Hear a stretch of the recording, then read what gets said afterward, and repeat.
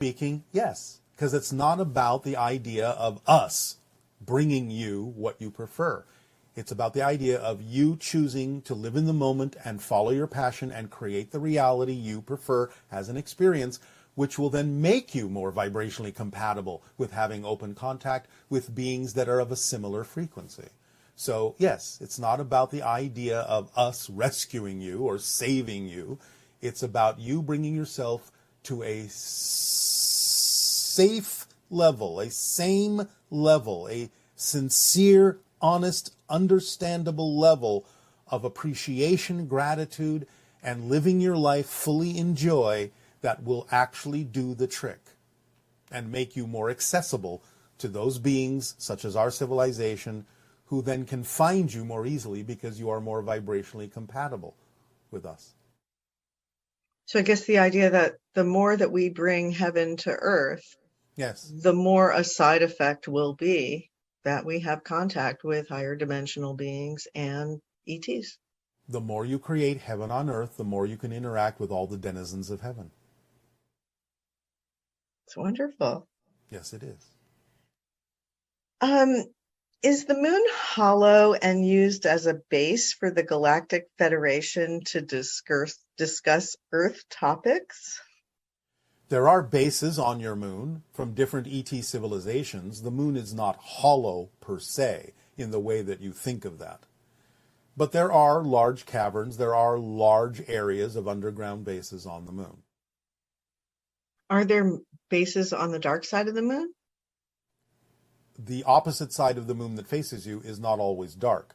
Yes, there are bases on that side, but it's a misunderstanding to say that it's always dark.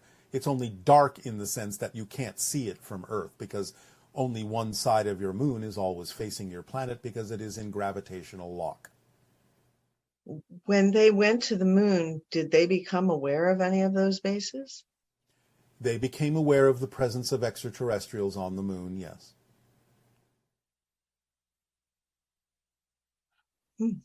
So our returning to the moon, how does Yes. that fit in? It fits in wonderfully. It's the perfect timing, huh? Yes, it is. Now, it could have happened sooner, but again, you had some things to work through. So for what it is and the process you're going through, it is perfect timing. And the fact that we have telescopes now that are incredibly clear and able to penetrate such deep levels of space is reflective of the idea that we are getting more and more ready to experience what's available. Yes, yes, because as we said before, it is your own telescopes and your probes that will discover the idea that life does exist elsewhere.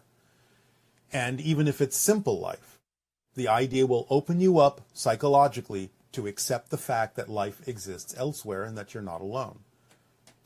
And that will make a major difference in your collective consciousness. And back to the idea of contact, when people reach that higher state of being in excess of 200,000 cycles per second, and they're ready for open contact, how might that happen if they live in an urban environment versus being in a remote place? There have been many contacts that have happened in urban environments. Just because they're in an urban environment doesn't mean that they can't be private. So similar to what happened with the channel, where his family members that were present with him in the vehicle were able to see your ship, but no one else could. Some others did, but most did not. So yes, it can happen that way. Or again, remember, beings can simply appear inside of your house or your apartment. No one outside has to know what's going on inside.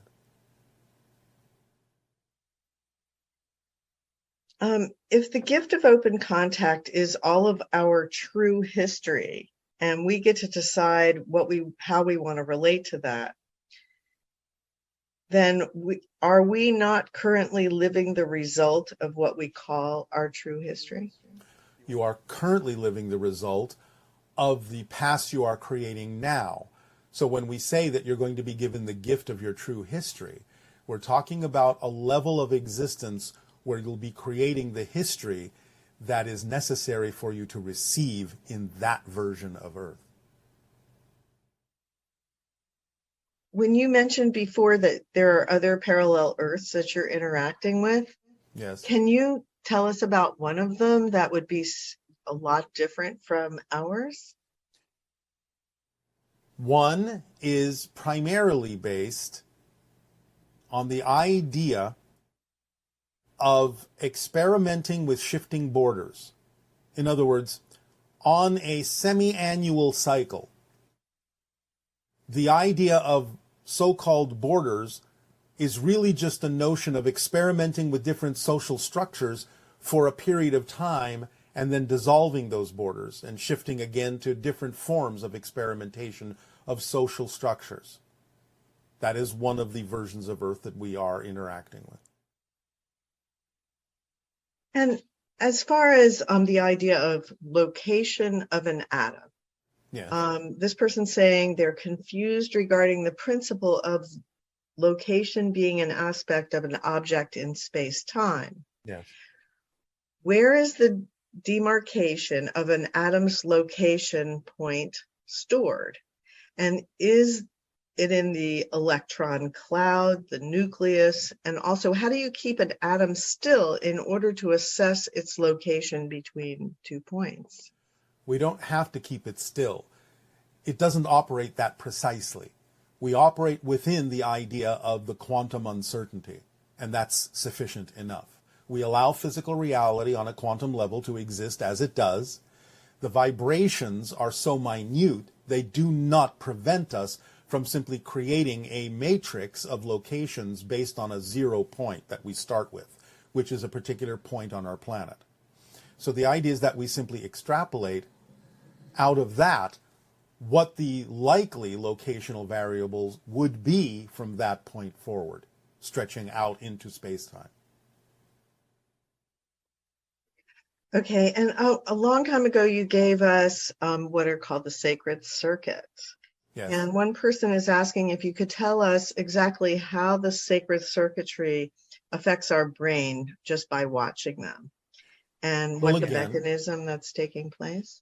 Yes, again, it is a permission slip like anything, and those that are willing to allow themselves to shift their neurology into ways that are more vibrationally compatible with extending their senses into other dimensions will gravitate to the sacred circuits as a representation of the kind of shifts they already wish to make. The sacred circuits simply provide an idea or a template for them to align with that would allow the circuitry in their brain to shift in the way that they say they prefer it to.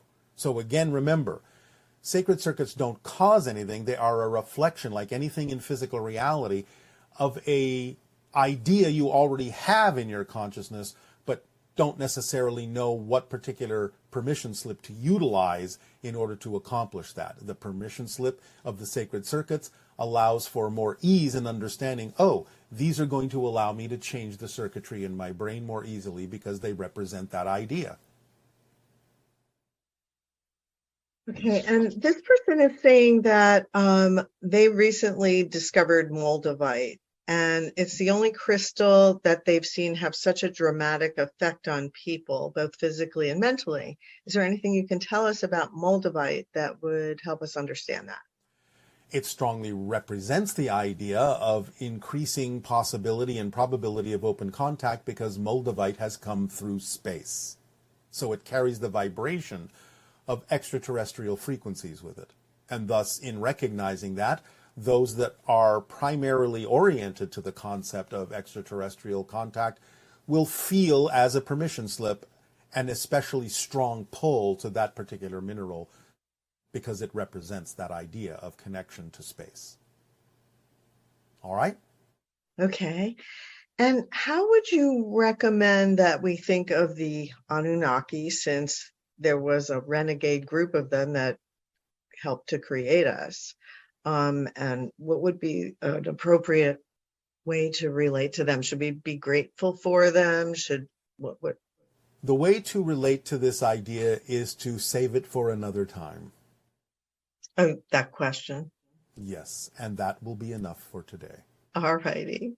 Well, thank you so much. You know, we all really appreciate these interactions and all the information you share and being able to spend some time with you. So thank you so much. It is our passion and our pleasure. And now please prepare yourselves for the meditation that goes along with the window, the door, and the gate to increase the probability of open contact for those that choose to align with the frequency.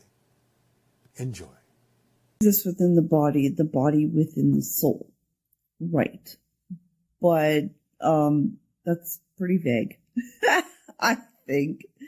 Like, when you say mind, does that include the higher mind, or is it just the physical mind? And as a healer, like, my experiences definitely would agree with the idea of the mind existing with, like, the physical mind existing within the body. That much seems very clear. But logically, I still grapple with that one because our physical health is so impacted by the beliefs and definitions that we have in our mind. So it would appear that the body is subject to the mind, even though I know that can't be, that the mind has to be subject to the body. And I would love some great examples, or at least one good example of how the mind is subject to the body. That would be helpful. Please comment. Thank you very much. All right. Well, in some cases, you're accurate, and in some, you're sort of mixing your metaphors. But to start simply, often, in most cases, when we say body, mind, and spirit, the spirit part is what represents the higher mind in that definition or in that example. Although we understand that spirit can be a different thing, although it still includes the higher mind. So the idea is that, yes, your body can be conditioned by the mind, and the mind can be conditioned by the body in a sort of cyclic feedback loop. What you believe yourself to be, what you think of yourself as, can have an effect on how the body behaves. And how the body behaves can reinforce or have an effect on who you think you are, or what you believe about yourself to be true. So that kind of works in tandem with one another. The idea is that the higher mind is above and beyond the idea of the physical mind. Physical mind is simply that which allows you to have a physical experience expressed as the idea of a physical body, because that's just a projection of consciousness, as all physical reality is. So the body is, in a sense, the spirit projecting a portion of itself in a certain way that experiences itself as a physical being.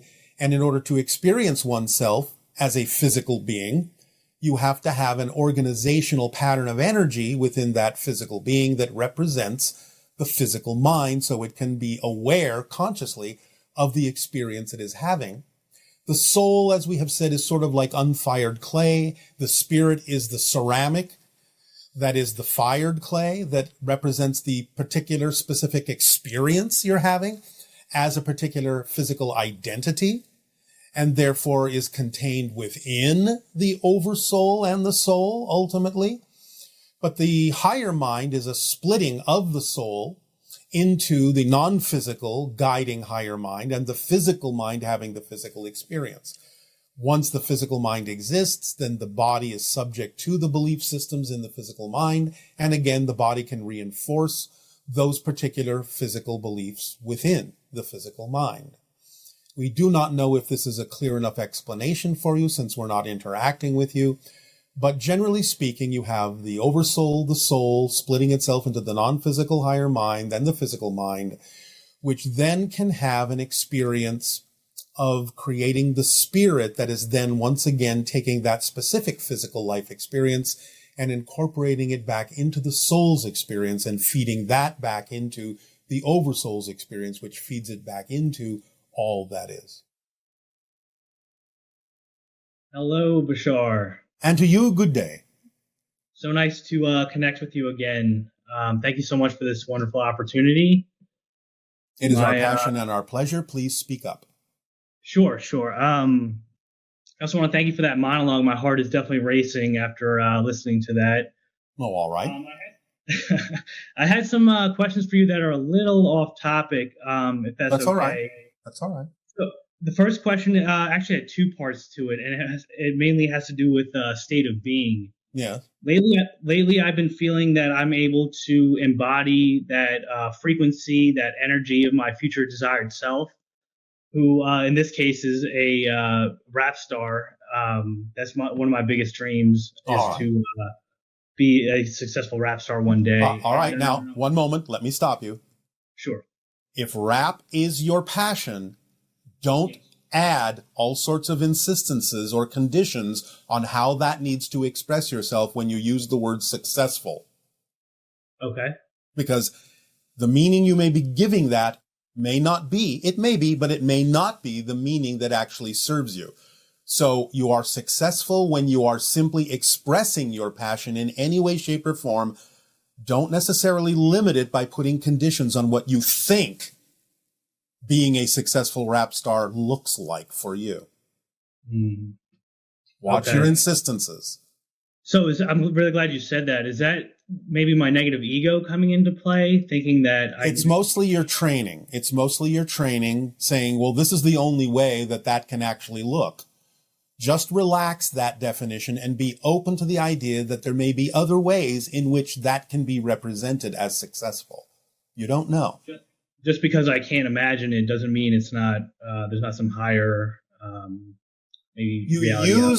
You use what you can imagine. You use what representation you do have as a way of getting you excited, but you drop that particular representation and stay in the state of being to allow the higher mind to bring you the way that actually works best for you. And it might be what you envision, but it might not be. So don't limit it by insisting on the particular way in which you've been taught to think. Just use it to your advantage to get you excited, but don't insist on that picture because it could happen some other way that could be many times better. Yeah. Well, again, I'm really glad you said that. It feels like I've heard you say in the past it's about state of being. Yes. And it seems like I keep making my goal or my state of being conditional on on having it to look like a certain thing in order for you to determine that you have been successful. Let me put it to you this way through an example. Okay. Let's just say all of a sudden synchronicity, and I'm not saying this is going to happen, I'm just opening your mind up a little bit. Sure. Let's say synchronicity suddenly brings you an opportunity to arrive at a children's hospital. And in that children's hospital, you do your rap for those children to allow them to feel more excited, more healthy, more uplifted. Now, what if that's all it turns out to be? Would you not know that you would still be getting absolute joy out of that, even though it's not traditionally what many people would think of as a traditional music career? Right, right. So, no, I absolutely, yeah. All right. So allow for different ways in which you could be of service by expressing your joy and your passion and your gift. I'm not, again, saying it has to limit itself to any one way. You may be doing it 12 different ways. But the idea is that if you only insist that one way is the way, you will never experience the idea of the 11 other ways it could also be. That's deep, Bashar. I'm really glad. In my follow-up questions, that is like irrelevant now, but I'm trying to process what you just said. Oh, it's not that difficult. You understand the concept that I'm telling you. Yeah, I think it comes down to this fear that I have. Actually, I have a couple of fears, but one is that, I'm going to follow the formula, act on my passion, make music, and then I'm going to be 40 years old one day, living under a bridge or something. And well, that's extremely interesting that you would pick that kind of a scenario as the logical outcome of following your passion, which means you have a completely contradictory definition of what your passion is all about. Because you're saying, if I follow my passion, something that's not representative of my passion might happen. That's an absolute impossibility. Or even if it did happen physically that way, it would actually be representative of your passion and you wouldn't mind it. So the idea is to trust that the state of being will express itself through any outcome that is truly representative of your passion, no matter how it looks. What if living under a bridge for a day, a week, or a year actually improved your ability to deliver your rap songs, because now you've experienced a slice of life that allows you to go deeper in the content that you will share with other people? Would that not be part of your passion? I'm definitely starting to see Yes. what you're getting at. All It's right. very, very enlightening. Yeah, I guess, and then it goes to another fear that I have of actually making it, big one day, and then it feels like, Yes. you You know, can't handle it? yeah, maybe just like every move I make would be under a microscope, and then So what? So what? yeah, So yeah, what? That's your mantra. So what?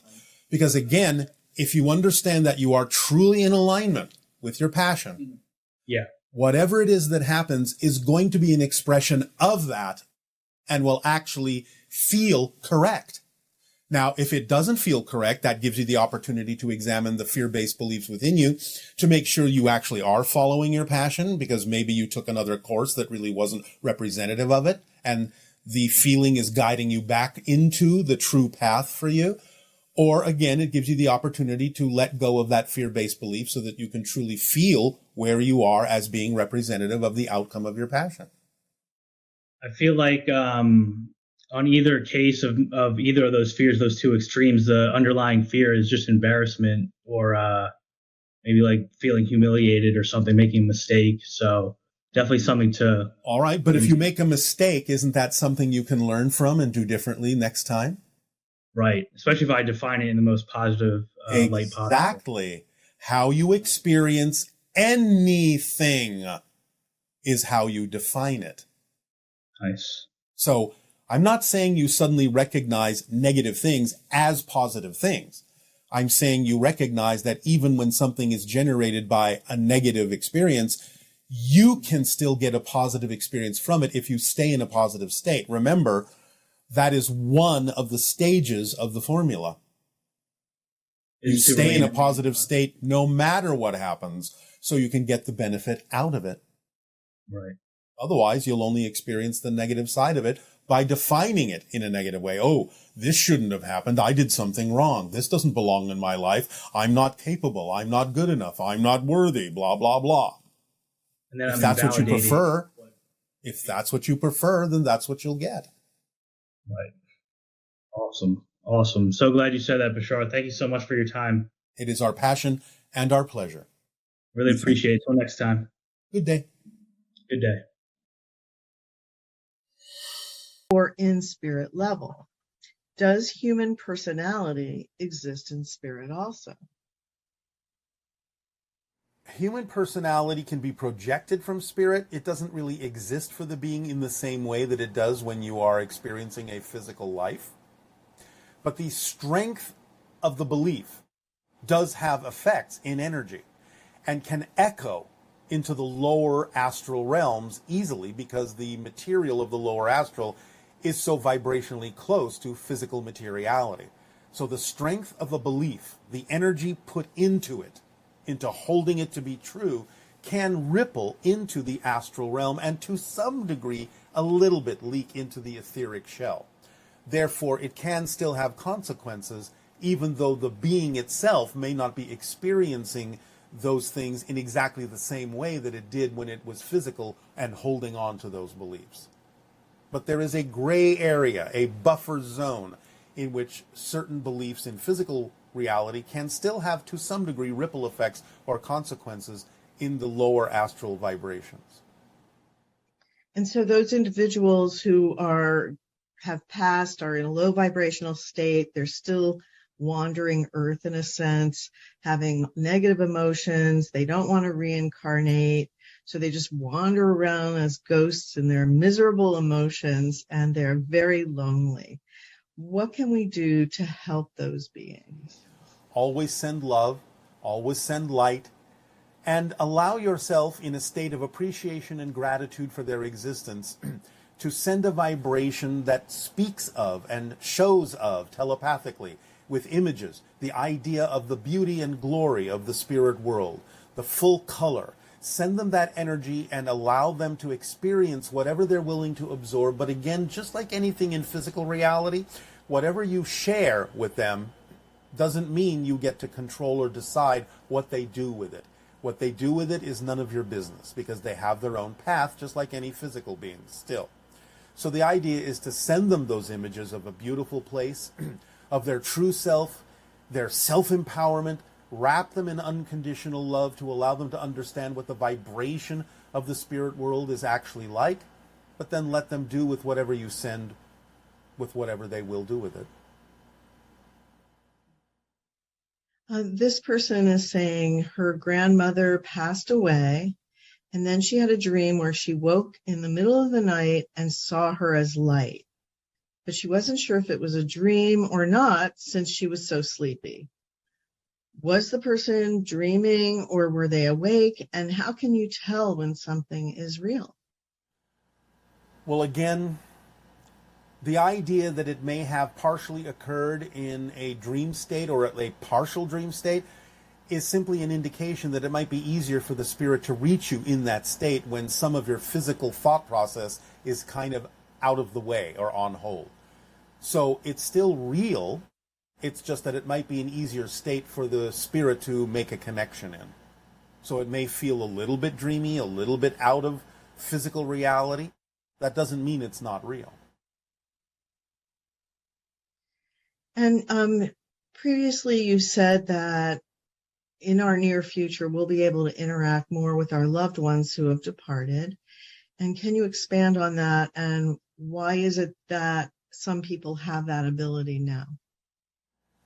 Well, again, either because it's part of their theme that they chose to experience in this life, or they chose to experience something that made their senses a little bit more acute than most.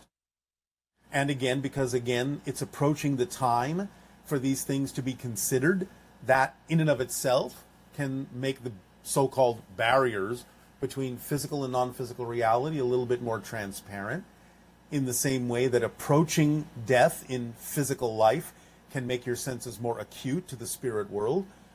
Collectively, approaching certain kinds of thresholds where you're considering the expansion of consciousness and the existence of spirits and so on and so forth can actually allow many people within the physical collective to be able to be more sensitive to the fact that spirits are all around you and make it easier for you to start perceiving them.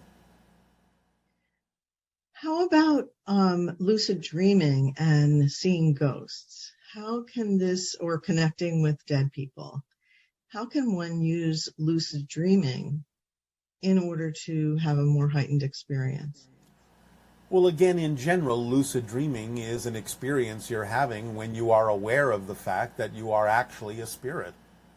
Therefore, it's easier to connect to the spirit world because in a lucid dream, you are actually being more of your natural self. Interesting. Would it help to like call out the name of the person that you want to connect with, or you just have to think of them while you're in a lucid dream? You can use whatever technique works best for you. Okay. Is it dangerous to communicate with spirits through the Ouija board? This person's friend had contacted something, but I think it was just an animal spirit or something, since it didn't make much sense to the other person. Let me put it this way.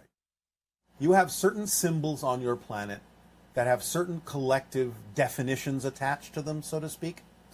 So it's not in general dangerous, but the idea of the way most people in your society think of the Ouija board actually allows them to expand the idea into a more negative vibration, because that's what you bring to it going in for the most part. So in other words, that you've set yourself up by defining the Ouija board as a dangerous instrument. Therefore, that can create the sensation of connecting to ideas or things or entities that are less than ideal vibrationally.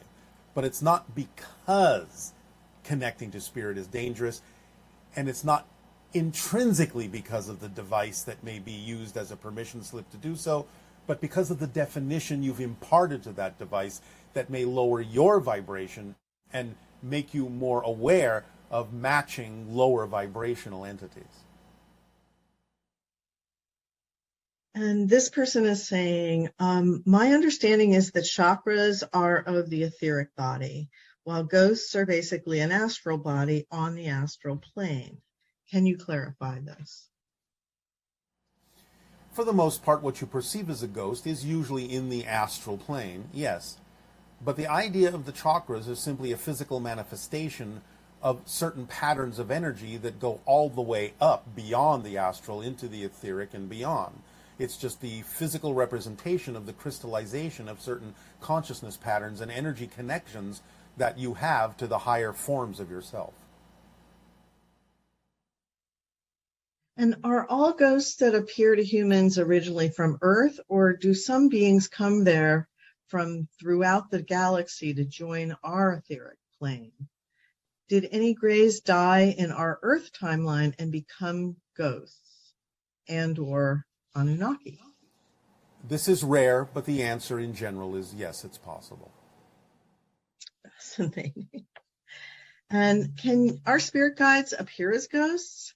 Can they take on a physical ghost body in our reality?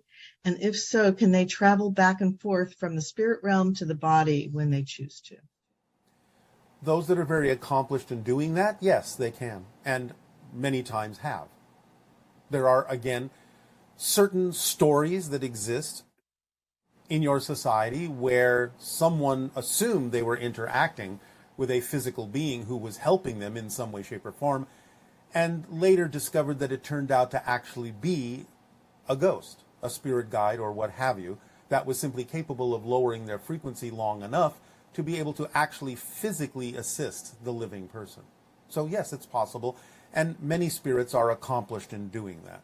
It's not necessarily absolutely common that spirits do that, for they may all have different proclivities in terms of what it is they feel necessary to learn to do, because it is an accomplishment to learn to go back and forth that easily between non-physical and physical reality. But some are quite adept at it. Interesting. This person is saying that their understanding is that when our physical earthly body dies, we move to another dimension. From that new dimension, do we remember our earthly experience and those of our fellow humans that we left behind? Do we see their grief and try to console them by visiting them? Can our loved ones that have passed on manipulate electricity and move things to let us know they're visiting? If we don't remember our earthly experience, how do we learn from it? No, you remember everything. Again, you don't lose anything. You have more heightened awareness of every single second of your experience on Earth. Every single second. You lose nothing. So yes, the answer is yes. Spirits can do the things that you're talking about. Again, depending upon how adept they are at doing that or how necessary it is for them to do those things. Do some people practice being ghosts during different states, such as dreams or death edits or pre-birth? Yes. Many people practice being spirit guides for the time when they will actually function as such, when you are in the dream state, when you're out of your body, so to speak. And you've mentioned that some observations of ghosts are actually events which have been etched onto the fabric of space-time and are replaying themselves. What causes events to be recorded like this, and what triggers the replays? Well, again, remember, nothing is lost. Information is everywhere. So the idea is that everything is accessible here and now from anything that's ever happened or will happen in any parallel reality. It just depends on your focus. The idea of what may cause a replay may be the energy of the person that is interacting with that particular frequency for some reason. Many things can trigger such a thing. Collective consciousness can do it based on stories they've been told and legends they've been told about what it is they expect to experience in a particular location. That can trigger it. But many things can trigger it. It's, again, just like simply going to a place or being in a state where something is recorded and suddenly, for some reason, being of the correct vibration to suddenly have a replay. Okay. And are there ghosts in the White House? Yes. Can you say anything else about it?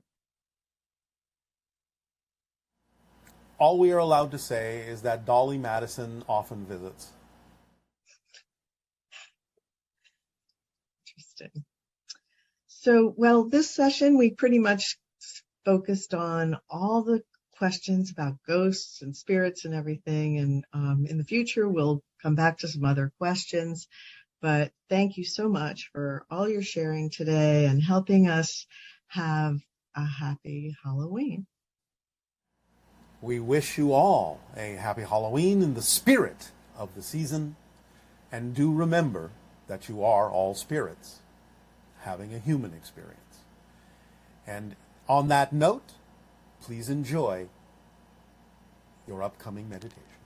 And to stop ruminating and worrying about things that they can't control. What I have just said to the other person will also work for this person. They need to meditate and focus on the idea of the beliefs they have attached to the motivational mechanism within them and ask themselves the honest question and revealing question, what am I getting out of these ruminations? How is it serving me?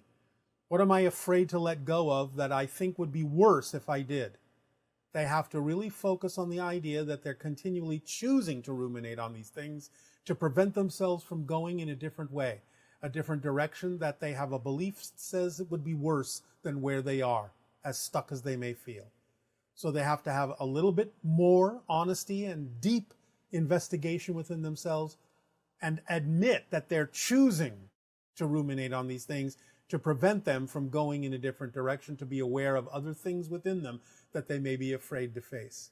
They have to strip themselves away and really look at the core being that they are and why they are holding on to these things, repeating them over and over again, and what they're getting out of doing so and what it prevents them from realizing.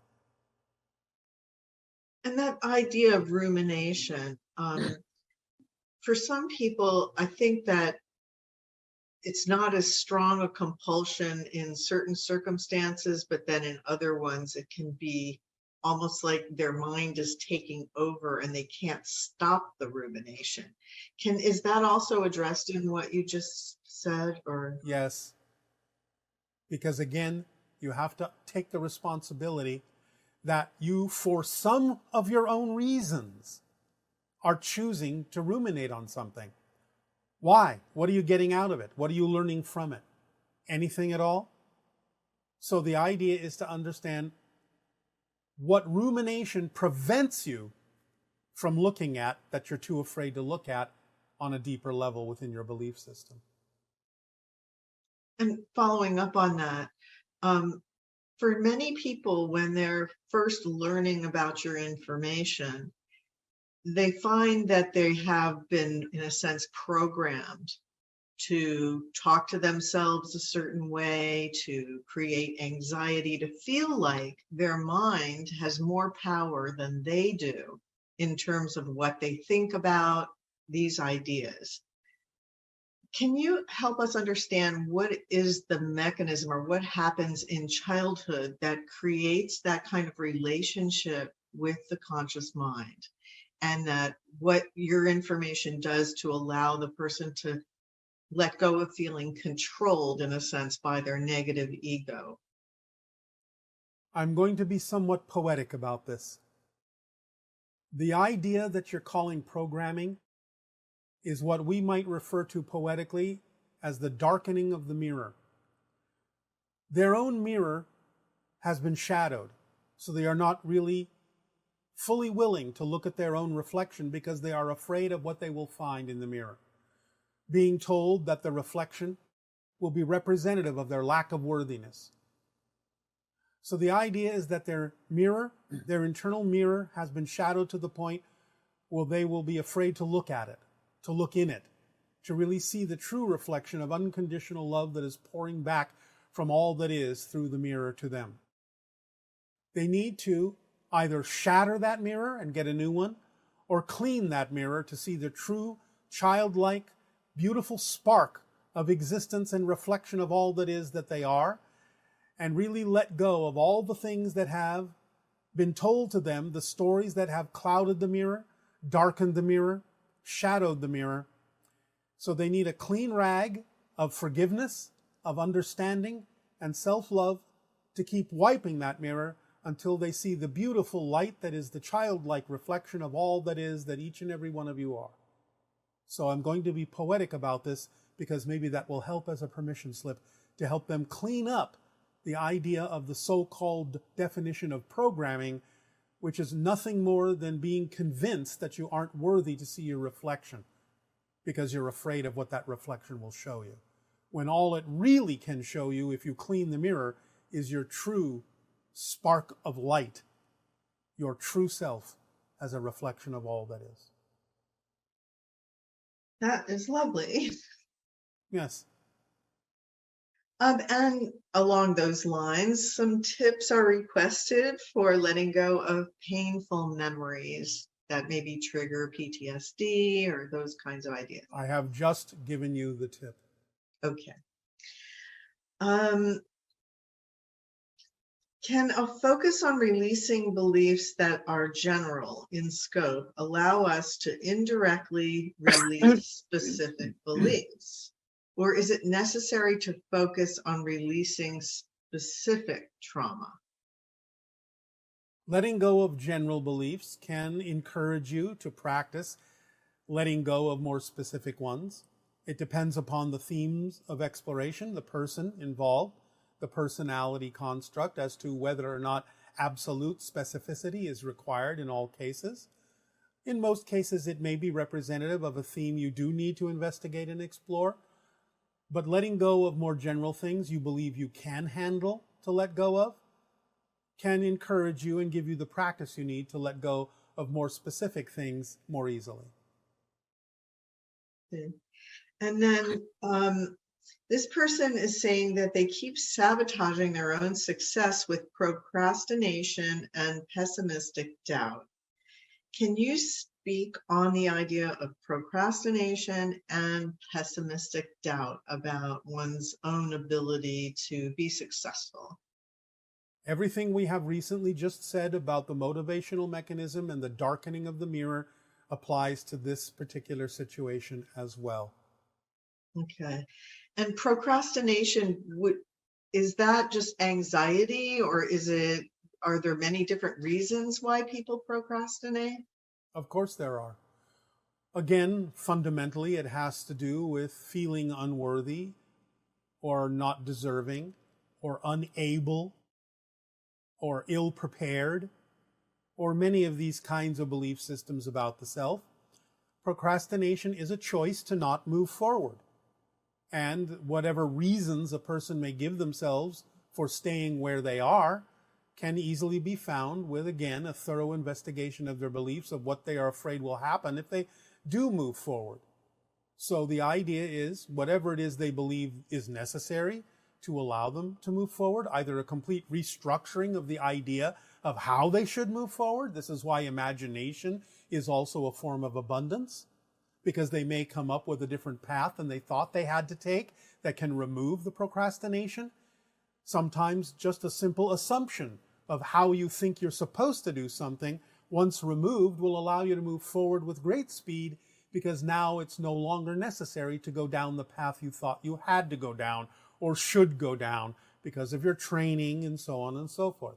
So a clear examination of the belief systems of what is truly necessary to move forward can also remove these ideas of impediments that you impose upon yourself that you're calling procrastination. Okay. And this person would like to learn to channel the spirit world the way that Darryl channels you. And they're saying they have the ability, they know we all have the ability for metaphysical communication, but what is the best way to expand ultimately, the question is, how do you expand your communication with your higher mind, which is in its own way channeling the spirit world? Is that correct? Yes. As we have said before, the idea is have the intent to be of service, to not worry about what comes through at first, to gain practice, and have people surround you with questions who really, really wish to know the answers so that they can pull the information through you, like the idea of water seeking its own level or electricity seeking a ground in the people asking the questions, then you can get your mind out of the way and not worry about what it is you're saying, what it is you don't say, how silly it sounds, how silly you look. Being right all the time or accurate all the time. You need practice. You need to let go and open up and let the people pull the information through you from the higher levels without you worrying about any of those things that most people on your planet are concerned about in terms of what other people think about what they're doing. That's one of the best ways to practice. Have people ask you questions and not care what does or doesn't come through or how it comes through. Just see what happens. You can always give the caveat and the so-called disclaimer, as you say, up front that, look, I don't know exactly what's going to happen here. Something may come through, something may not come through. Something may sound completely ridiculous. Something may feel accurate and turn out later not to be accurate in your estimation.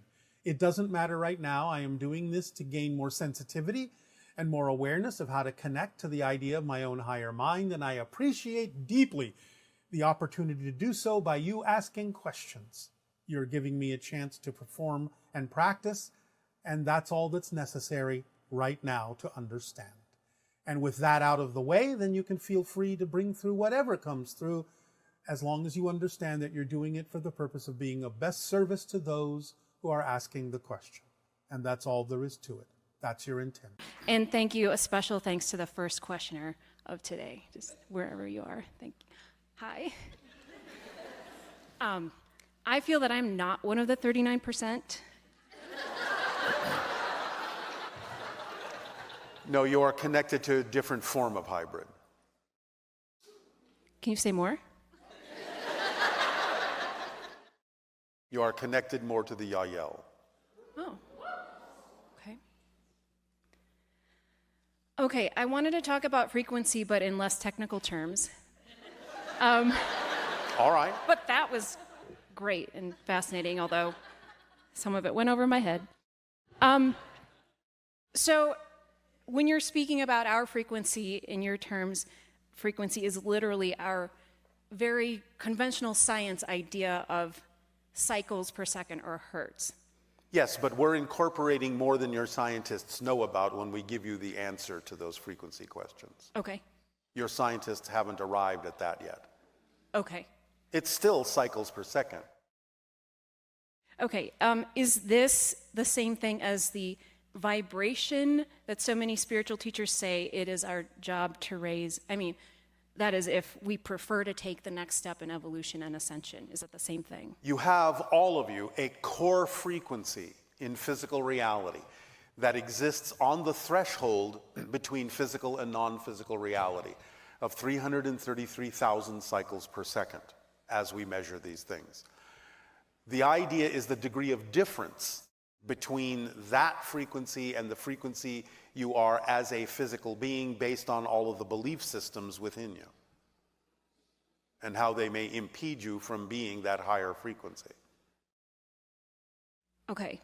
So I wanted to talk about that threshold. How then is it that some beings who are in spirit, who are of a negative polarity, or to put it in terms of law of one, are in service to self, are at a higher frequency? I'm assuming, I'm extrapolating this from the fact that they are in spirit. Yes. Than those of us incarnate on earth who are focusing on love and choosing the service to others, right? Yes, that's a very good question. The answer is the lower astral realm, the first stage of non-physical reality, has a component in it that is very strongly connected still to the earth cycle vibration. And thus a spirit can decide or can simply find themselves, based on the belief systems they brought over into non-physical reality, still at frequencies where they can express certain ideas of negative experience. It's like starting over again on a different scale. Oh. Do you understand? So in the lower astral, above 333,000 cycles per second, transitioning into the lower astral, in a sense, though this is not accurate, but in a sense, it's sort of like you're starting at zero again. Okay. So you can have lower astral vibrations that can be expressed negatively. Okay. Does that help? Yes. Okay, and so maybe I'm mistakenly equating frequency with mood, but... Oh, yes. Yes, I am mistaking that? Yes. Okay. It can be associated, but that's not always the case. Okay. You can be very happy at 150,000 cycles per second. You can also be very miserable at 149,000 cycles per second. It depends on the mix of the belief systems. It's really based on beliefs rather than how you're feeling?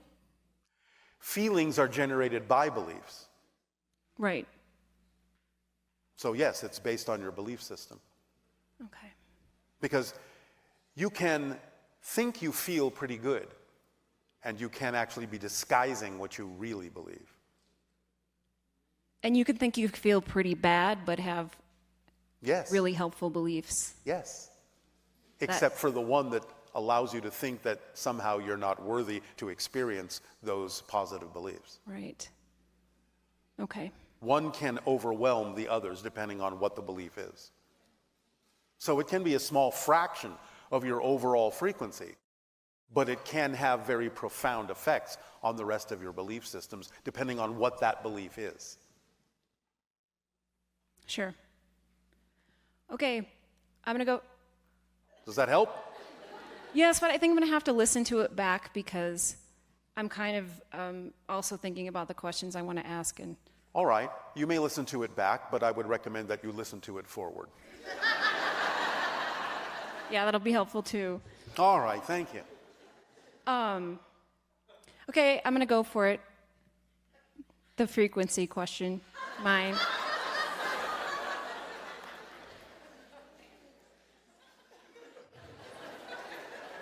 I just felt it go down. Oh wait, it's not based on feeling.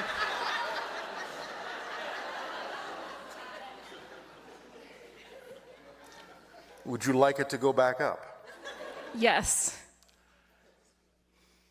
Think of something you love very much, or someone.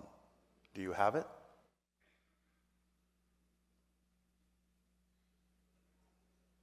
Yes. 167,000 cycles per second. Thank you. Thank you. Good day. Oh, I'm finished? Do you have another question? I do. Let's see if you're finished. Okay. So one of the previous questioners said they felt like in last night's meditation, we all went through a portal. Did we all go through that portal? Because I think, I'm asking this based on my experience of it, and I was very tired, and there were some others that Let me put it to you this way. If you didn't go through the portal in your own way, you wouldn't be here asking questions today. Mm-hmm. So yes, you all went through it, but you went through it in your own way. Sure. Now you're finished. Thank you.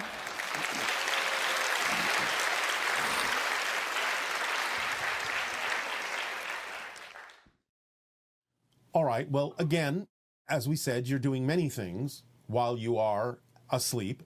You are attending classes, you're exploring different realities, you may be planning elements of your life, you may be adjusting elements of your life, you may be conferring with spirit guides or what used to be called elders in the councils that exist in the spirit realm to aid and assist and guide spirits in what they may choose to experience.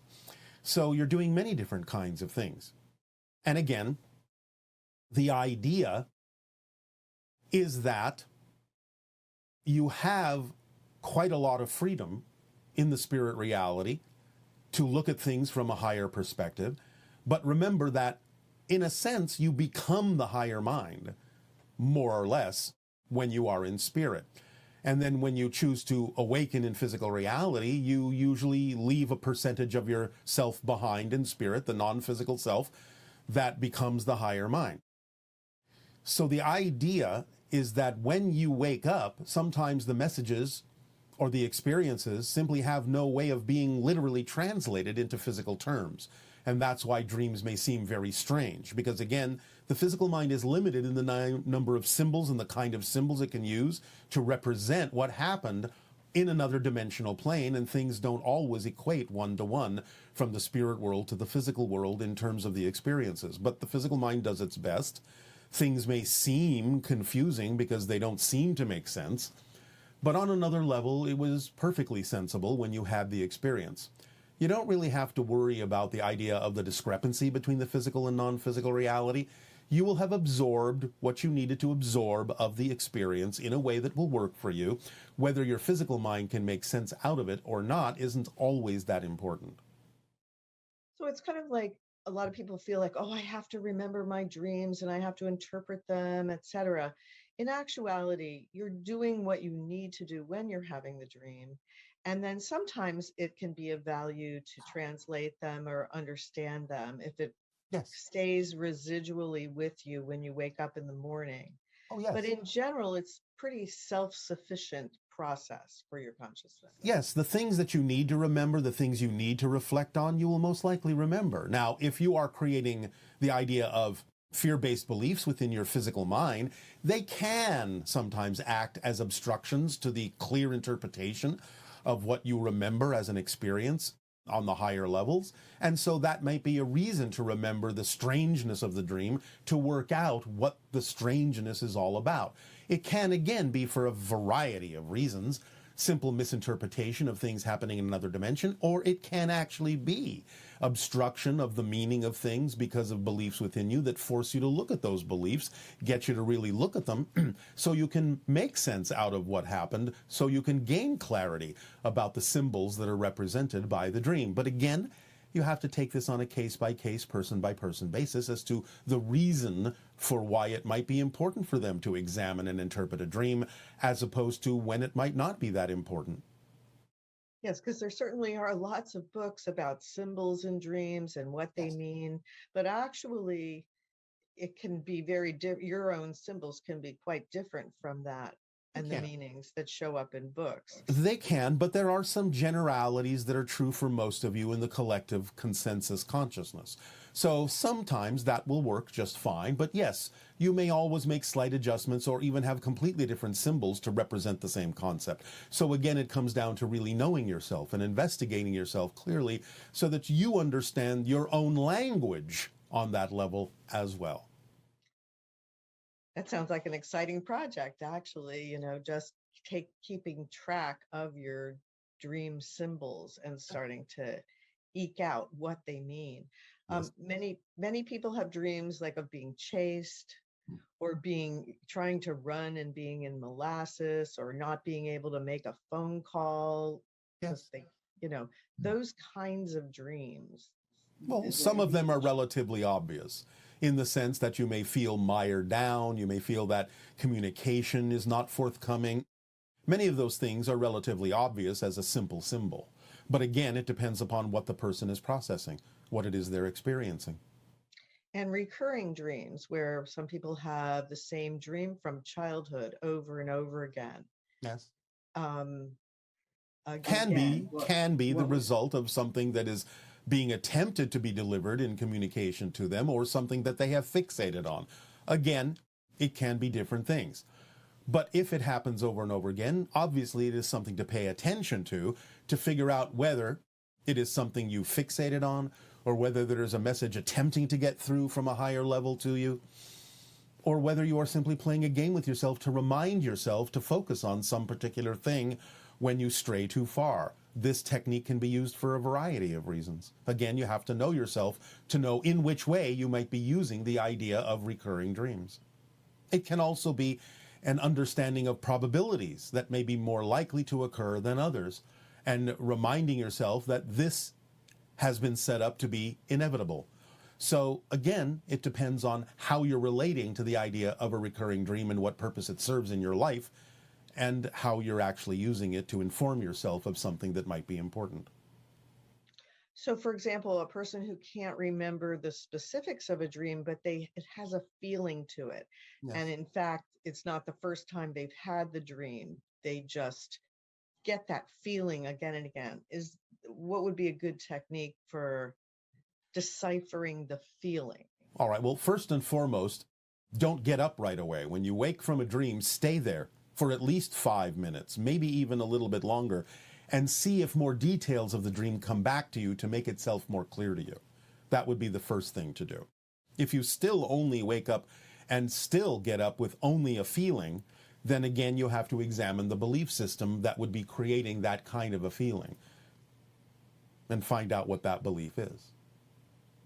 Yes, because one person was asking, like, why do dreams fade away? Why do I have to go through this process of trying to remember the dream when I woke up in the morning, or wake up? Yes, well, again, it's not about trying to remember. It's about allowing yourself to recall. But if you get up right away, then it can fade. Because, again, you have to get on about the business of your physical life.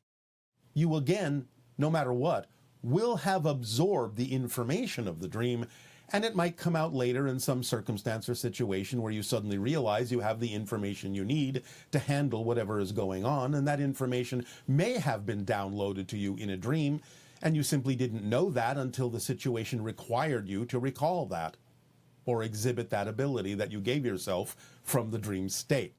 So it's not about trying to remember. If you don't remember, then just get on with your life. You still have the information in you somewhere. But again, if you stay in the bed and you stay calm and relaxed and ponder the idea of whatever it is you do remember, whether it's a feeling or an image or what have you of the dream, a lot of times more of the details will come back and it might clarify itself in that moment. So don't be in a rush to get up.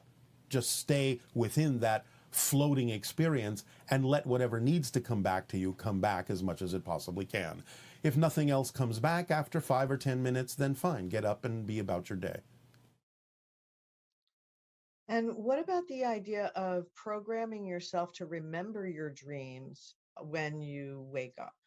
You can do that. You can do that. It's the same technique that many people use when they say, I'm going to get up at 9 o'clock. And their inner clock goes, bing, there you are, 9 o'clock. So many people who have the ability to program other things like that in their mind, in their brain, can also use it to program the idea of remembering their dreams. But again, more often than not, it will require that you stay in a state of repose to make it easier so that you don't get distracted by the physical reality around you by getting engaged with it too strongly right away.